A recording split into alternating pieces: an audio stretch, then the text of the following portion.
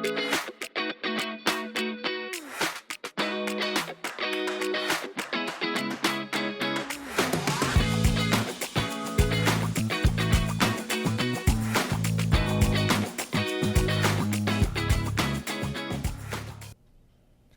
welcome back to Just Vetting, the podcast where we go beyond the clinic walls to talk about business ownership and leadership in the veterinary world. Today we're joined by Dr. Lisa Challberg, who is a partner with Muddy Branch Veterinary Center in Maryland. Lisa, good to see you. You too, Peter. Great to see you again. So Lisa, I have some notes here and have some questions for you. Before we dive into your ownership story, what originally drew you to Muddy Branch? I was looking earlier, and I noticed you've been there since 2013, I believe. So you've been there for over a decade before you became a partner. What's the story behind you joining Muddy Branch?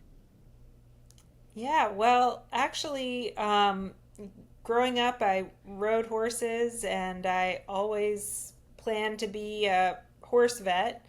Went through vet school, became a horse vet, and realized fairly quickly that actually wasn't the best fit for me, which was made clearer when I had a horse riding accident and broke my back and pelvis, which made it just really challenging to hold up 1,500-pound horses right. all day long.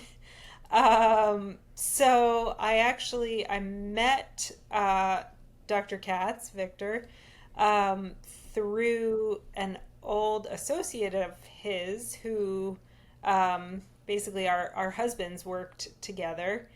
And so she invited me to come hang out with her for a couple of days. And I did, and I thought Muddy Branch seemed great. And Victor offered me a job there, and I took it, and I have honestly, I started here at Muddy Branch in 2013, in the fall of 2013, and there has not been a single second that I have regretted moving over from equine medicine, personally. Wow. Right. But, Victor was such a great mentor for me when I first started out, and over the years, but I needed a lot of help at first because I never planned on practicing on dogs and cats, and so there was a lot to learn, mm-hmm. and he was really patient and helpful in that area. Yeah. I talked to a client last night, small animal client, and she had a break in between patients, and she said her client helped her lift the 95-pound dog up onto the table. And I said, "You don't have a lift table?" She goes, "Nope." And I said, "Well, you think?" And she's a little bit older. I was like, "Well, you think maybe you should get a lift table?" So yeah, for a 1,500-pound horse, that's a big difference. Yes, exactly. Yeah. So you started out being, you say, no, I guess positioning yourself to be an equine vet. I guess before you even went down that path, where was the light that went on and said, "Hey, I want to be a veterinarian," and then I think I want to be a large animal veterinarian. Like, when did that occur? I don't remember the specific moment that I kind of decided that I wanted to become a veterinarian, mm-hmm. but I always loved animals, and I come from a family of scientists. Both my parents are biochemists, mm-hmm. And my older sister is a medical doctor, a human medical doctor, and so it's sort of, I knew I wanted to do something sciencey, and then my love for animals tied into that. Although there was a time in college when I really considered doing a psychology major. Okay. Also, which I think additionally fits into the veterinarian side of things, because we spend a lot of time with people, Yes. and people who are dealing with scary things Right. and emotional things, and that's one of my favorite parts about the job. So I think it was in college when I really decided, I do want to be a vet. I spent the summer after my first year of college working for our local equine veterinarian Mm-hmm. who had taken care of our horses. And I think I just, initially I didn't want to do dogs and cats because I didn't want to be inside all the time. Um, but I found when I was an equine vet and I was outside all the time, then, obviously you don't have any control over the weather. Right. And I would rather be outside when I choose to be outside. My stepfather used to say to me when I was a really young kid and maybe struggling in school, "Is like, you can keep doing that. And maybe you could be a street sweeper if you want, and you'll be a good street sweeper. But you're gonna be outside if that's what you want. Keep doing what you're doing." I'm Yep. thinking to myself, no, that's not really what I want to do. So, Yeah. um, no, you mentioned psychology, and you're right in terms of as a pet owner myself, you're so vulnerable, because you're going Yeah. to your veterinarian with your dog, your cat, whatever you may own, and you're relying solely upon them to guide you. We got a cockapoo during the pandemic, like a lot of people. We've been wanting to get well. There's five of us. I have three young adult daughters, and my wife and I, and the four of us wanted to get a dog. My wife's like, absolutely not. And we kept chipping away, chipping away. And during the pandemic, we were Uh-huh. successful. So we got one. And within, I Very think, nice. within, I don't know, a month of having her sitting out on her deck, she kind of rolled off my wife's lap and fell onto the deck. Way her head hit. She Oh. whimpered. And you just didn't know. But I went to the ER that night. I stayed there for probably about 3 hours, maybe four. Hmm. But they came out immediately, looked at her, and realized there was nothing emergent. They're just going to check her up. But you're sitting there with your baby, and you want Right. to make sure. So yeah, and you really rely upon you as the doctor Yeah. to kind of guide Yep. you through that. So it's interesting that Absolutely. analogy that you make. Yeah. Yeah. It's so, so important. And I've been there too. I mean, I'm a pet, owner, Right. pet parent too. So I've been, on the other side of that with specialists and that sort of thing, and it's really hard, Yeah. So We wear similar hats. As I know, I told you, before we went on air. I have so many clients who are apologetic when I'm talking with them, saying, "Oh, I don't know this," or "I know nothing about yeah, business," or what I should be yeah, doing. I always say, no, no, no, Dr. Smith, that's okay. When I come to yeah, your hospital with my dog, I don't know why she's doing X, Y, and Z. That's why I'm relying right, upon you, and that's what. So don't it's not. It's okay not to know. I yeah, mean, you guys probably get a smidget of business classes or law in vet yeah, school, and I've been yeah, told there's like no time for it anyway. Goes in this year and right, out the other year. You just want, it's so hard. I mean, I'm sure they want. I know they've tried to get better at it, but even the students I talk with when I go to the schools, it's very difficult to digest that amongst everything else that you're trying to juggle. yep, it really is. So it was ownership. Was ownership always in the cards for you? Did that evolve over time? I guess when you joined Muddy Branch, you think, maybe I want to be an owner at some point in time. Yeah, um, it's an interesting question because I mentioned that my parents were both biochemists. Hmm. My dad worked for the federal government for basically his whole career, and my mom worked for research and development for a couple of big biotech companies, and then owned two biotech companies over the period of the past 25 years or so. And watching my mom start and own companies, um, I actually kind of originally did not want to own a business Okay. because I was always so impressed with my mom, but she worked so hard it was so hard for her to take vacation Mm-hmm. and take a break. It was just so all encompassing for her that that was a little bit of a deterrent to me.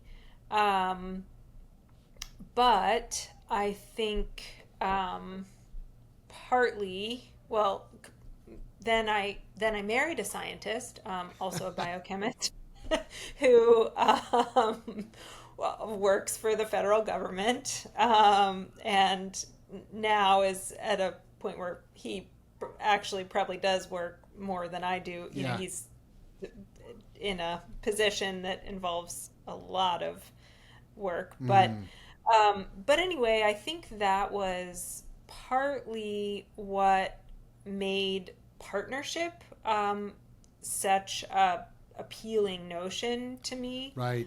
Um, Did your my mom mom's did first your mom have a company, partner? for her second company, she did. Second company. And Right. I asked her a lot about that, because occasionally she would have kind of, challenges to work through with her business partner. Right. And I asked her, did you feel like if you were doing it again, would you have a business partner again? And she said, I would never do it by myself again. I would always have a business partner because she just found it so valuable. So anyway, I know we haven't really gotten to that part yet, Yeah. but I think No, that's the fine. partnership, Yeah, that no, yeah, that's I really want to kind of dive into that, and it makes sense. You mentioned vacation. You would think, and you're living it now. yeah, You're living in that partnership now, and talking with Dr. Katz, really appreciating the value of having the two of you there so you can yeah, go on vacation or you can do something else where you're not tied to the practice. I mean, there's a lot of value to it, but all the pros, there are cons too, like you said, yep. those things. I guess once the decision was made, you're going to become a partner. Let me ask, let's back up. So you joined in 2013. When did a conversation start with Dr. Katz with maybe you becoming a partner, and what steps were made to prepare for that? Well, I think, I knew pretty quickly that he was not interested in corporate Mm-hmm. consolidation. Um, and so he had I felt like he started to feel it out, pretty early on with me. I would say within a year or two of Mm-hmm. my working there here. Um, but it wasn't until I think really I wasn't ready until you know later. I think that Dr. Katz might have mentioned too, but I left for a very short period in like 2019 to 2020. Mm-hmm. Um, and I kind of knew that that was not the right decision, honestly, like before I even left, Yeah. just based on how hard it was to leave and how sad I felt about that. Mm-hmm. But I felt like, I'm going to follow through with this decision that I made. And then it became really, really quickly apparent to me that wasn't the right decision.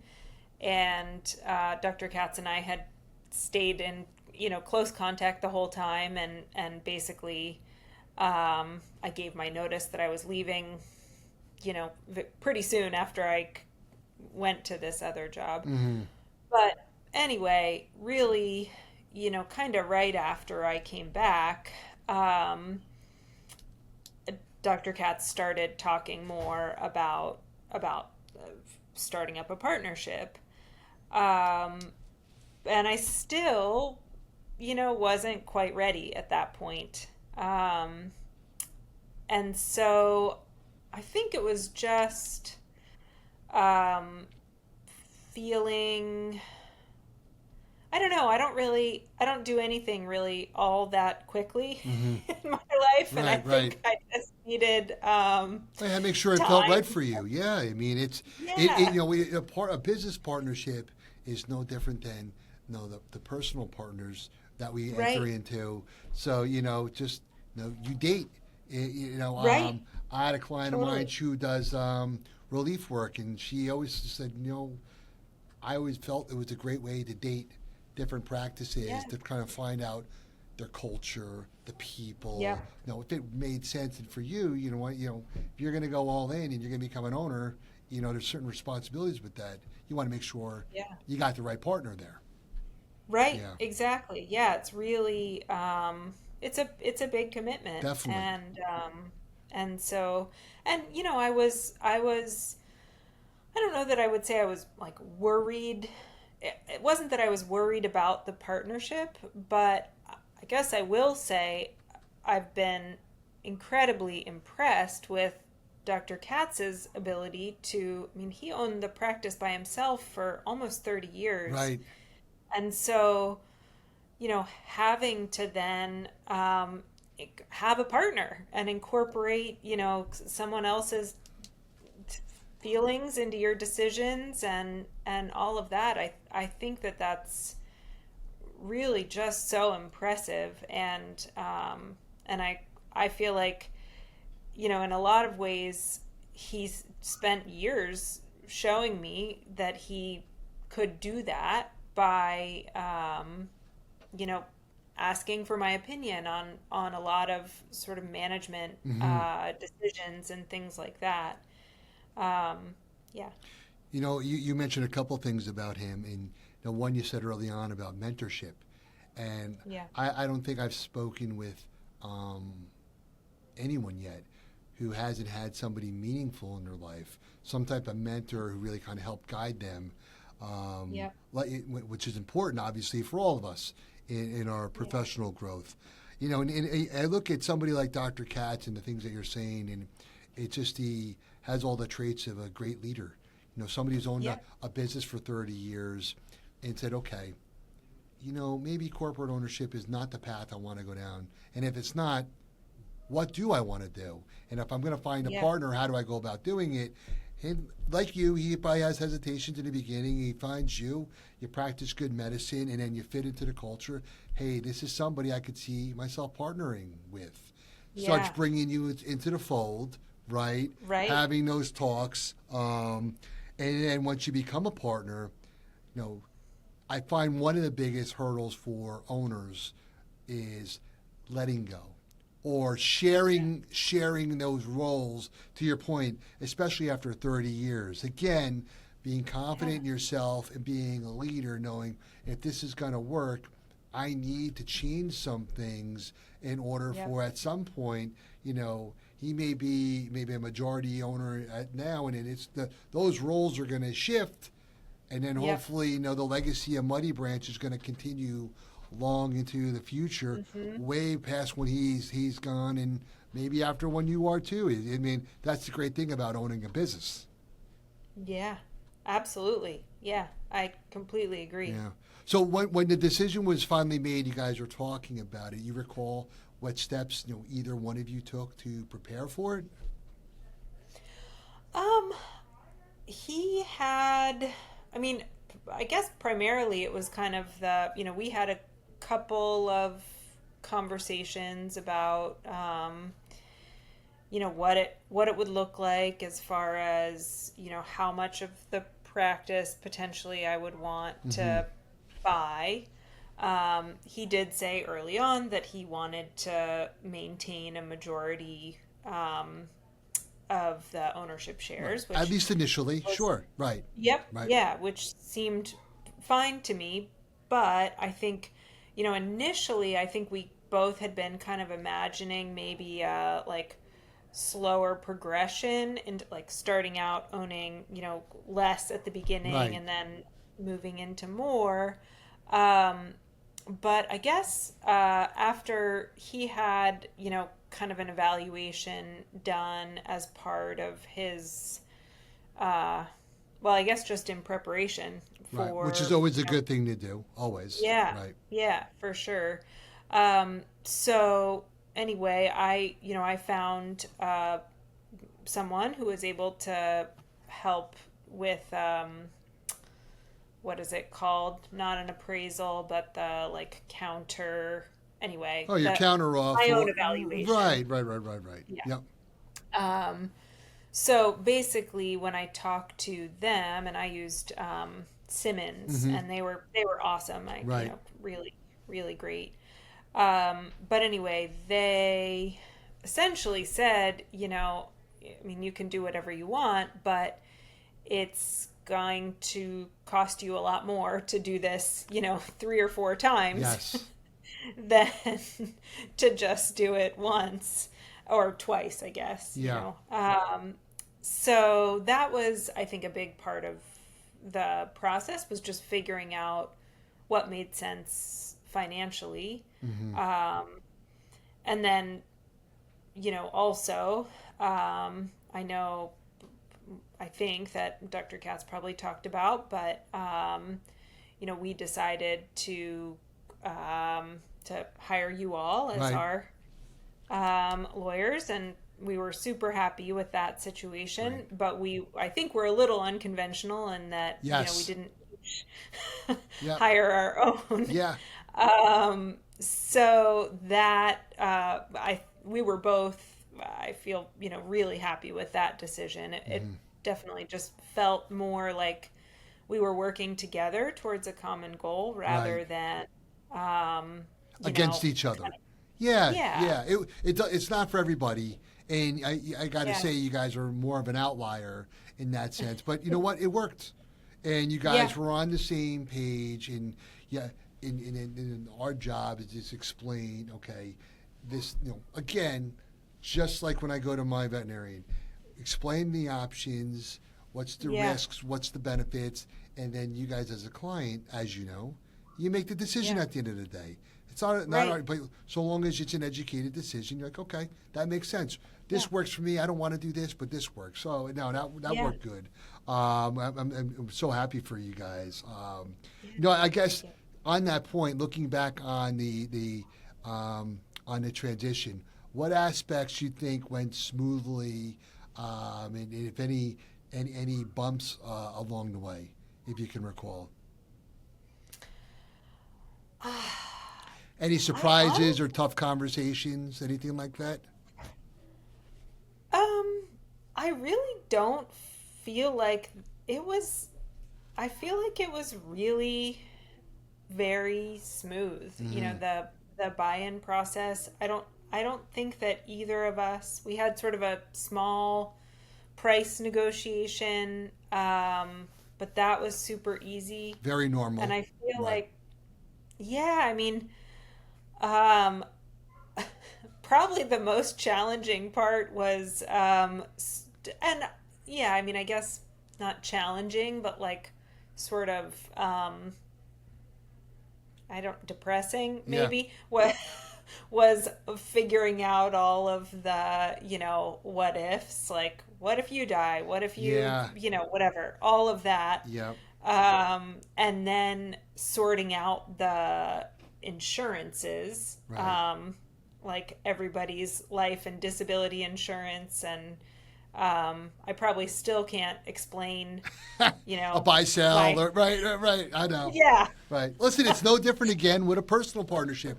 You got your wills. yep, Nobody, no, I think lawyers are the worst. We're like the shoemaker's kids when it comes to getting your will in place. Again, you uh-huh, probably poll my firm. Most of them don't have it. I don't want to be, I'm joking, but you find it, yeah, nobody wants to have those conversations, and it's the same conversations you need. I guess it's not that you have to, but successful partnerships, you want to have those conversations up front. And I always tell clients, you want to talk about the good, bad, and the ugly up front while you're coming yep, together. So if for some reason you do have to separate um, because of some unforeseen event like death or disability, or just doesn't go the way you think it was going to go, Yeah. there's a roadmap for the two of you to separate.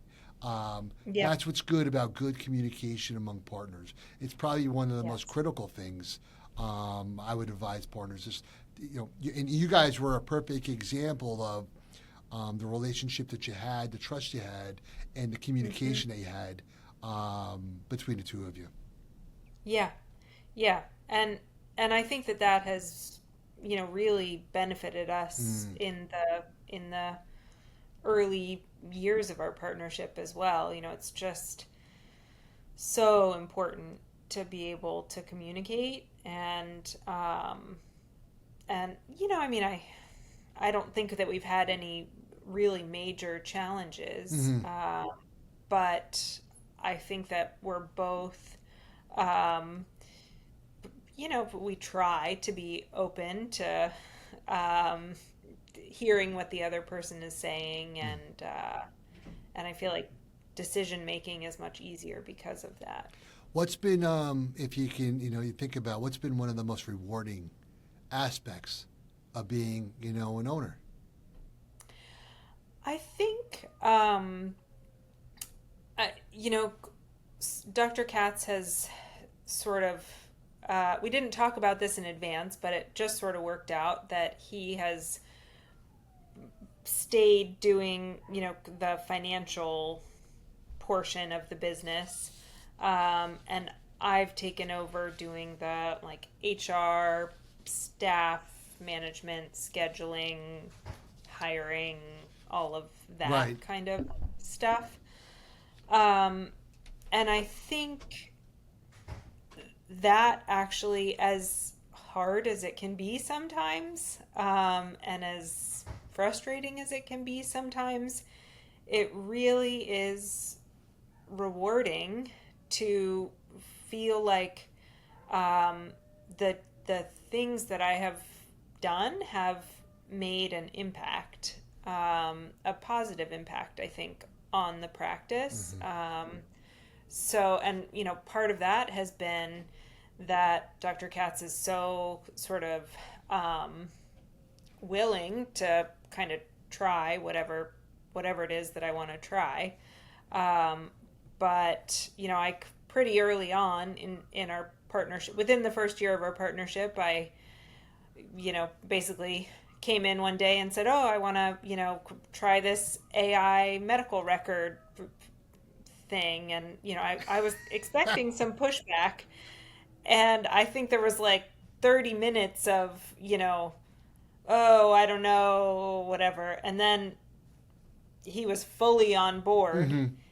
and that has been I mean, such a Game changer. time Yeah. saver. Yeah, game changer for all of us. And there have been a couple of other things too like that you know people probably complain about behind my back. um, What are you going to but do? they really Right. but they really have, I think, positively impacted the practice, and that's really cool to see. Hmm. So yeah. It sounds like you really play to each other's strengths too, which is Yeah, nice, right? I mean, you don't have to be the best at everything. You figure out, right. what are you going to handle? What am I going to handle? Let's get at it. Yeah. You know, Yeah, what advice for would you sure. give to other associates who may be considering a partnership in their future? I think I would say um, don't be, as long as you have, an appropriate, like, hire your own person to do an evaluation. Hmm. But once you have, convinced yourself that it's a, well-run practice and all of that, don't be afraid of the loan, for one, because I do think that was kind of a hurdle for We me. didn't talk about the Was loan, right? It's not they Yeah, just we gave didn't it to you. talk about the loan, but there's a big loan. Right, right, right. And I mean, I paid off my student loan debt as kind of as fast as I could. I'm not somebody who's real comfortable with debt. Right. So that was really scary to me. But having your team of advisors around you, right? You have a team, right. right? So Well, exactly. having your accountant and obviously working with Yep. Simmons, who excellent, understanding Yeah. the debt service that needs to get paid, and saying, Yeah. oh, if we continue doing what we're doing, I can pay Yep. this loan off, or we're going to continue here. We keep growing. I'm not going to. So you're Yeah. going in, eyes wide open. So with the right Yep. team, what I always Right. preach to clients, having the right team in place. Yep. Yeah. So knowing that you have the right team in place, and then, I mean, the other kind of big thing, which I feel like we've talked about a lot, but just, if you are going to be entering into a partnership, having, really taken the time to think about what it means to have a partner Mm-hmm. and making sure that your future partner uh, is on board with that, and you have kind of discussed your long-term goals, understanding that things can change. Um, but I know what Dr. Katz's plan is as far as his full exit plan, and he knows what my plan is too. So I think just having really open lines of communication and not being afraid um, to say what it is that you want. I'm so glad you brought up the point about understanding each other's goals. I think one, you could talk about different issues that you experience with your clients. I think one that we find quite often is when you don't understand what your partner's goals are and you're going in, especially as the minority partner, there's a level of Yeah. frustration there that you could be just, sitting in, out there on the sidelines in perpetuity, not knowing, okay, Hmm. I own 30%. When am I ever going to get that other 70%? Am I ever going to get that other Right. 70%? So I always tell clients, no, we talked about, okay, I'm buying X. What about Y and Z? What is your plan? And once you understand it Hmm. as you did, and you guys talked about it, you're like, he knows what my goals are. I know what his goals are. Again, Yep. communication, and there is going to be a transition down the road, and you can just Yeah. alleviate that frustration that would be there otherwise. Yeah. Yeah, for sure. So, what's the future for Muddy Branch? Now that you guys know you're part of the ownership, what have you guys talked about? Um, any business you're trying to grow the business. I guess what's the future for you guys? Yeah, I mean, I think that's a good question. I think at this point, I feel like we're still in a phase of, um, you know, me learning. I do still want to learn the financial portion of owning the business. Mm-hmm. And so we have recently, and this was Dr. Katz's idea, and I thought it was a really good one. That we're having, quarterly meetings now with the accountants, just basically, kind of really digging in deep to the financials, um, which I think helps me just have a broader understanding of how to help the practice continue to be so successful. Um, as far as grow, I mean, I think the kind of going on what I said before about, wanting to be in a partnership and not a sole ownership. I think that's kind of the biggest uncertainty, I guess, for Mm-hmm. me is that I now have experienced, a great partnership, and I would like to continue to have a partner. Um, I also know that Victor wants to retire Sure. in a few years. And so I think just kind of figuring out, is there someone who would, be a potential future partner for me? Or, do I need to kind of wrap my head around being a sole owner? Mm-hmm. Um, so I think that's definitely uh, like a personal challenge, if you will. But I think, yeah, absolutely. I mean, Muddy Branch continues to grow. I think while corporate consolidation has slowed down, it seems, in a lot of areas, um, many of the practices in our area are corporate owned now, which makes us, a little bit more Unique. Yeah, unique. yeah, Yeah. yeah. And so I would like to, continue to build upon that and grow our practice. And I mean, Victor's done such a good job, and we have such a good base. I don't foresee that being an issue. You know, you mentioned what was I going to say? Um, oh, we're going back to Dr. Katz and having such, again, having the experience of such a good partner.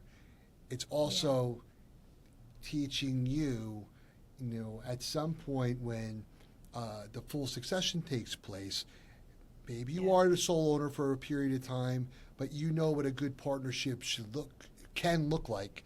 So when you go out and find another, maybe hopefully another partner, you'll have learned, you'll have been experienced it, and have the roadmap for successful partnership. I have a client right now who had a very good one with his senior doctor for many years. He has since bought his senior doctor out, and he's found a partner. And it's funny because when we're going through the transition, he's like, I want to do exactly what I got offered, in a good way. He goes, it works. That's just what I want, and even the person he's bringing on, they had some, some kind, it's like, this is what I'm comfortable with. I want you to be my partner. This works for me. I know the playbook. Let's do it. So, I mean, it's good for you. Yeah. You've had that experience. Whereas, we've had others where it's not a good experience. So maybe once the transition happens, you're like, I don't ever want to have a partner again. Right? So. Yeah, I guess that it again, speaks highly to Victor. For So sure. if somebody wants to learn more about you, your story, Muddy Branch, what's the best way to reach you? My email, Okay. which is my name, Okay. lisa.challberg@gmail.com. Great. Yeah. And we'll be sure to post that when we post this interview. Well, that wraps up our conversation, and I want to thank you again for joining me today, and I wish you and Dr. Katz the best of luck. Thank you so much, Peter. Thanks for having me on today. All right. All right. All right. Bye-bye. Bye.